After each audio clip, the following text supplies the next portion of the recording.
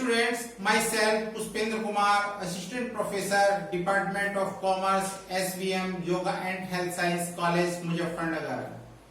Dear students, मुझे आपका सहयोग लगातार प्राप्त हो रहा है। यदि आपकी फाइनेंशियल मैनेजमेंट रिलेटेड कोई भी प्रॉब्लम है तो आप कमेंट में बॉक्स के माध्यम से मुझसे शेयर कर सकते हैं। मैं कोशिश करूंगा कि जल्द से जल्द आपकी प्रॉब्लम सोल्व हो जाए। डियर स्टूडेंट्स, आज मैं डिविडेंड पॉलिसी पर अब डिस्कशन कर रहा हूं। डिविडेंड पॉलिसी को डीपली समझने के लिए आप वीडियो को शुरू से अंत तक जरूर देखें। ये जो डिविडेंड पॉलिसी है दो शब्द से मिलकर बना है। फर्स्ट होता है डिविडेंड। सबसे पहले हम डिविडेंड के बारे में बात करते हैं। लाभ का वह हिस्सा, लाभ का वह भाग जिसको कंपनी अपने शेयर होल्डर्स में डिस्ट्रीब्यूट करती है, उस हिस्से को हम डिविडेंड कहते हैं। प्रोफेसर हंट ने बताया कि dividend is the income received by the owner of corporation which they received in the capacity of its owner. It means लाभांश निगम के स्वामियों को प्राप्त आय है जिसे वे स्वामियों की हैसियत से प्राप्त करते हैं। टाइप ऑफ डिविडेंड, मुख्यतः डिविडेंड देने की दो रीतियों को प्रयोग किया जाता है। First, cash dividend. Cash dividend सबसे प्राचीन तरीका होता है लाभांश पेमेंट करने का। लाभांशधारियों द्वारा लाभांश नकदी में लेना सबसे अच्छा माना जाता है। कंपनी एक्ट सेक्शन 205 के अकॉर्डिंग जो इंडियन कंपनियां हैं वो लाभांश का पेमेंट नकदी में करती हैं। ऐसी कंपनियां जिनकी लिक्विडिटी पोजीशन बहुत अच्छी है वो लाभांश नकदी में पेमेंट करती है। Second, stock dividend. ऐसी कंपनियां जिनकी लिक्विडिटी पोजीशन स्ट्रॉन्ग नहीं है वो अपने प्रॉफिट को कैपिटलाइज करने के बाद, अपने लाभ का पूंजीकरण करने के बाद शेयर्स के रूप में डिविडेंड देती है। ऐसे डिविडेंड को हम स्टॉक डिविडेंड कहते हैं। For dividend declaration, two things should be kept in mind. जिस समय डिविडेंड दिया जाता है तो डिविडेंड देने से पहले हमें दो बातों को ध्यान में रखना आवश्यक होता है। First, reasonable return to share holder. जो अंशधारी हैं उनको एक उचित प्रत्याय मिलनी चाहिए। जितना पैसा वो इन्वेस्ट कर रहे हैं उसको उन पर एक अच्छी प्रत्याय अपॉर्चुनिटी कॉस्ट मिलनी चाहिए।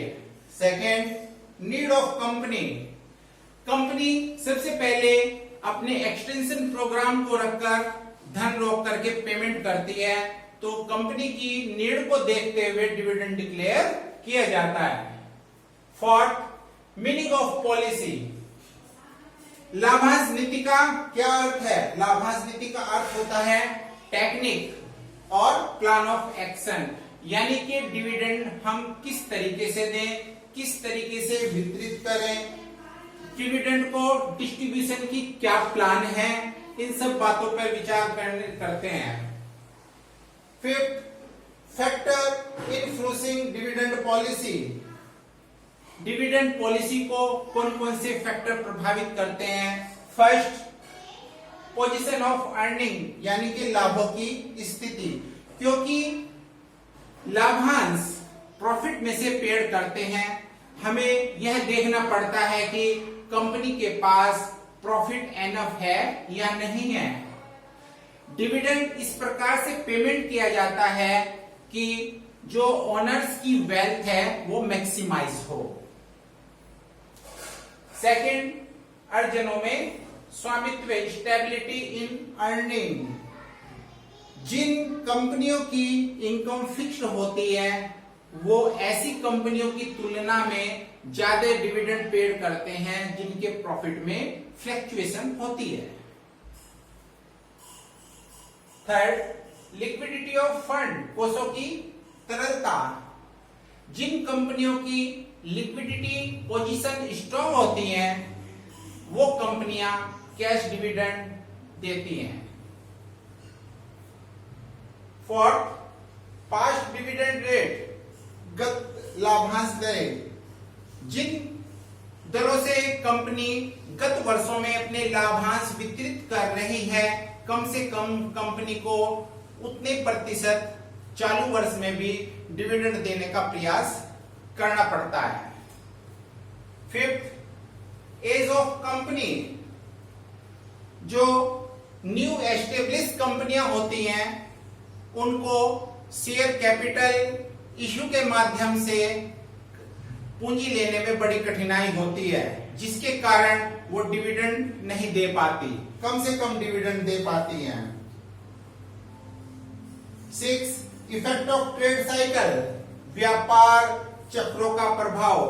यदि कंपनी तेजी की स्थिति में है तो कंपनी अच्छा लाभांश दे सकती है, और यदि कंपनी मंदी काल में है तो उस समय कंपनी कम लाभांश देगी।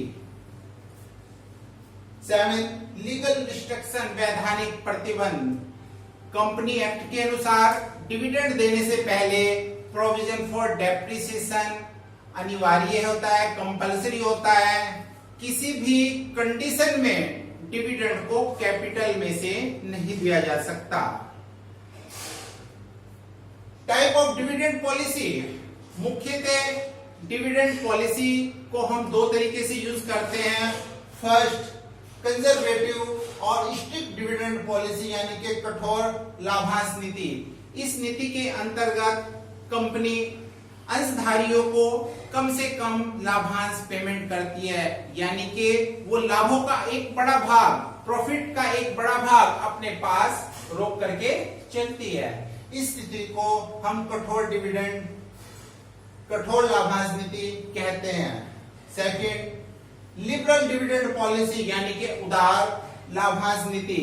इस नीति के अंतर्गत कंपनी लाभ का कम से कम हिस्सा अपने पास रख करके अधिकतम हिस्सा शेयर होल्डर्स को डिविडेंड के रूप में देने का प्रयास करते हैं। थैंक्स।